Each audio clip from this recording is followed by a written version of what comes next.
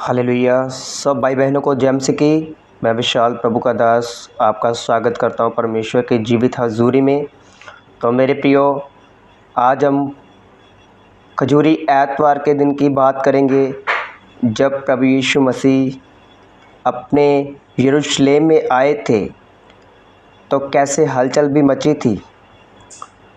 तो मेरे प्रियो, आज हम उस वचनों के बारे में देखेंगे कि प्रभु जी ने कैसे यरूशलेम में प्रवेश किया, होशाना का क्या मतलब है, और परमेश्वर ने गधी के ऊपर क्यों बैठे थे परमेश्वर।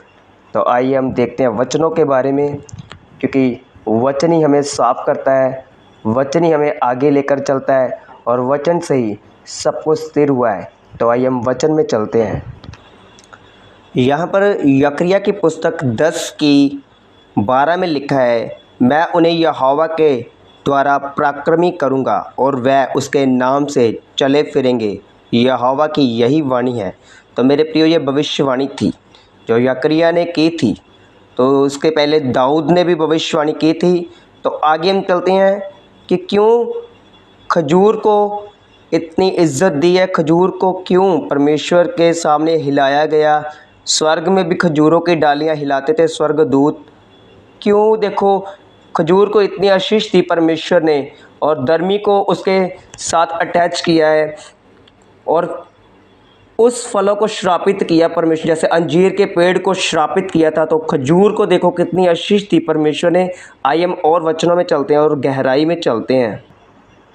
देखो, यहाँ पर मत्ती की पुस्तक में लिखा है 21 आयत में उसकी 5 से लिखा है, सिय्योन की बेटी से कहो, देख तेरा राजा तेरे पास आता है, वह नम्र है और गधे पर बैठा है, वरन लादू की बच्ची पर। चेलों ने जाकर जैसे यीशु ने उससे कहा था वैसा ही पाया, और गधी और बच्चे को लाकर उन पर अपने कपड़े डाले और वह उन पर बैठ गया।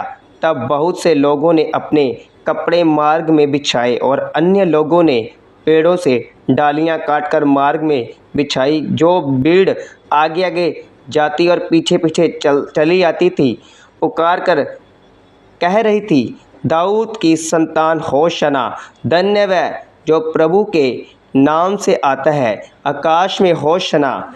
जब उसने यरूशलेम में प्रवेश किया तो सारे नगर में हलचल मच गई, और लोग कहने लगे, ये कौन है। लोगों ने कहा, ये गलील के नासरत का भविष्यवक्ता यीशु है। जब यीशु मसीह यरूशलेम में आए तो हलचल मच गई। तो मेरे प्रियो, यरूशलेम आप हो, हम सब लोग यरूशलेम है, जो हमारे बीच में परमेश्वर प्रभु ने वास किया। देखो, हम लोग हैं।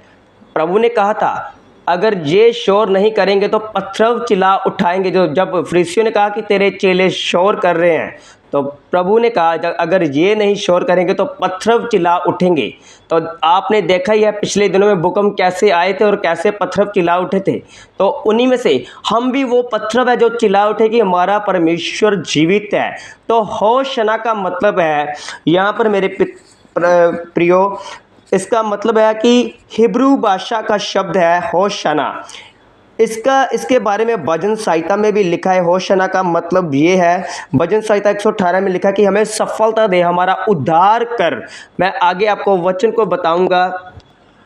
यहाँ पर होशाना का मतलब भजन संहिता 118 की 25 में लिखा है, हे यहोवा विनती सुन, उद्धार कर, हे यहोवा विनती सुन, सफलता दे।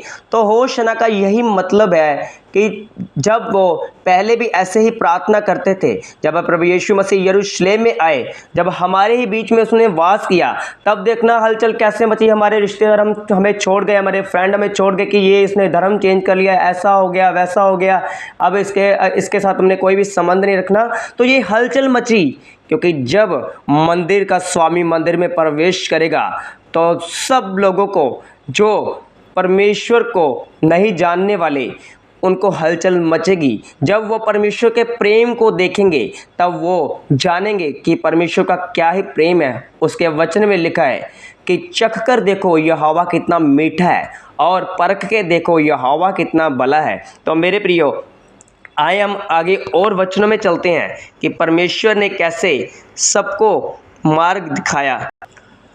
प्रकाशित वाक्य की 7 आयत उसकी 9 में लिखा है, इसके बाद मैंने दृष्टि की और देखो हर एक जाति और कुल और लोग और भाषा में से एक ऐसी बड़ी भीड़ जिसकी कोई गिनती नहीं कर सकता, श्वेत वस्त्र पहने और अपने हाथों में खजूर की डालियां लिए वे सिंहासन के सामने और मेमने के सामने खड़ी हैं और बड़े शब्द से पुकार कर कहते हैं, उद्धार के लिए हमारे परमेश्वर का जो सिंहासन पर बैठा है और मेमने का जय जयकार हो। और हमारे सारे स्वर्गदूत के उस सिंहासन और प्राचीनों और चारों प्राणियों के चारों ओर खड़े हैं। फिर वह सिंहासन के सामने मुंह के बल गिर पड़े और परमेश्वर को दंडवत करके कहा, आमीन। हमारे परमेश्वर की।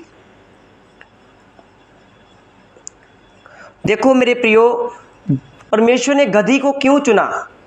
गधी एक नम्रता, प्रभु यीशु मसीह देखो परमेश्वर के पुत्र थे, उन्होंने गधी को चुना। क्यों? क्योंकि वह नम्र थी, वो सबसे छोटी थी। तो अब हम उस गधी में से जाने, हम पहले क्या थे? हम वही गधे थे, ऐसे ही आज्ञा ना मानने वाले, विरोध से विरोध करने वाले, झगड़ा करने वाले, मारपीट करने वाले, नशा करने वाले, हर एक वो काम जो परमेश्वर के विरुद्ध में था, जो उसकी दृष्टि में बुरा था, हर एक वो काम किया जो परमेश्वर को अच्छा नहीं लगता था। लेकिन उसने उसकी गधी को, वही गधी की उसकी महिमा को बढ़ा दिया, उसकी महिमा को बढ़ा दिया उसने। देखो आज उस गधी का नाम कितना है जिस पर प्रभु यीशु मसीह बैठे। आज हम भी वही हैं। जब हम चुने गए तो हमारे परमेश्वर ने सारे कामों को, सारे हर एक गंदगी को निकाल दिया। तो आज हम नम्रता के साथ परमेश्वर की आराधना करते हैं। तो देखो एक गहरी बात आपको बताता हूँ, जो घमंड करते हैं, जो मैं करते, जो अहंकार करते हैं, वो परमेश्वर के सामने घुटना टेकते हैं, वो परमेश्वर को गिरा देता है। उसने कहा कि उसने मूर्खों को चुन लिया और ज्ञानवानों को तुच्छ जाना। देखो एक जगह पर अब जब डैनियल को शेरों में डाला जाता है तो शेर कितना देखो घमंडी है। शेर को सब लोग बोलते कि ये शेर है, इसकी दहाड़ बहुत है, ये शेर के आगे कोई नहीं टिक सकता। लेकिन प्रभु यीशु मसीह ने देखो शेरों के मुंह बंद कर दिए।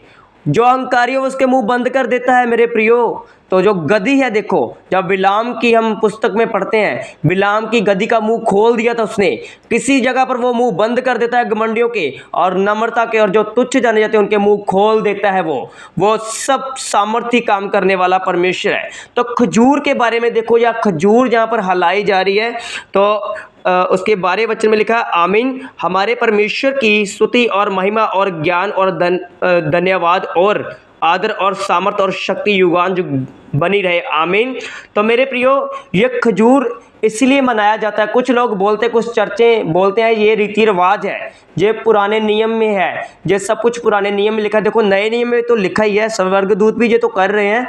अगर हम कहें ये पुरानी बातें हैं तो हम इशाया की पुस्तक में जो लिखा है कि तेरे कोड़े खाने से हम चंगे चुके, आज भी हम उस शब्द को देखो कितनी बार बोलते हैं, तो आज भी वो शब्द काम कर रहा है ना।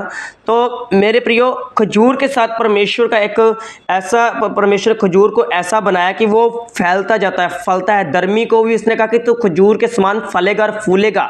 तो हम एक वचन में और जाएंगे जिस पर प्रभु ने हमारी पीढ़ियों से खजूर के साथ हमारा संबंध रखा है। आइए हम उस वचन में चलते हैं। तो मेरे प्रियो यहाँ पर हम पढ़ेंगे पुराने नियम लेवे वस्ता उसकी 23 आयत और 40 और 41 में पढ़ेंगे। और पहले दिन तुम अच्छे अच्छे वृक्ष की उपज और खजूर के पत्ते और घने वृक्ष के डालियाँ और नालों के माजुन लेकर, अर्थात परमेश्वर यहोवा के सामने 7 दिन तक आनंद करना। देखो ये वही आनंद हो रहा है जब प्रभु यीशु मसीह आए, तो वही आनंद वो कर रहे हैं। प्रतिवर्ष 7 दिन तक यहोवा के लिए ये पर्व मनाया करना, ये तुम्हारी पीढ़ी पीढ़ी में सदा की विधि ठहरे कि 7वें महीने ये पर्व मनाया जाए। तो मेरे प्रियो यहाँ पर देखो वो पीढ़ी पीढ़ी से परमेश्वर कह रहा है, वह युगान युग का परमेश्वर है। ये नहीं कि पवित्र आत्मा छोटा हो जाता है, कभी बड़ा हो जाता है, वो एक सा परमेश्वर, युगान युग परमेश्वर है। जब हम उसको जैसा आपके मन में जैसा आप उसको प्रेम देंगे तो वैसा ही वो भी आपको प्रेम देगा। जैसा आप उसके आगे जाओगे प्रार्थना के लिए, जैसे आप वचन के लिए जाओगे, वैसा ही वह भी आपके सामने खड़ा है, क्योंकि परमेश्वर हमारा प्रेम करने वाला है। तो मेरे प्रियो, यहाँ पर मैंने आपको खजूर के बारे में बताया और आपको उस होशाना के बारे में बताया। तो आज के इस खजूरी रविवार को मैंने यही आपको मैसेज देना था। सबको जय मसीह की मेरे प्रियो, प्रभु यीशु मसीह के नाम में आमीन आमीन।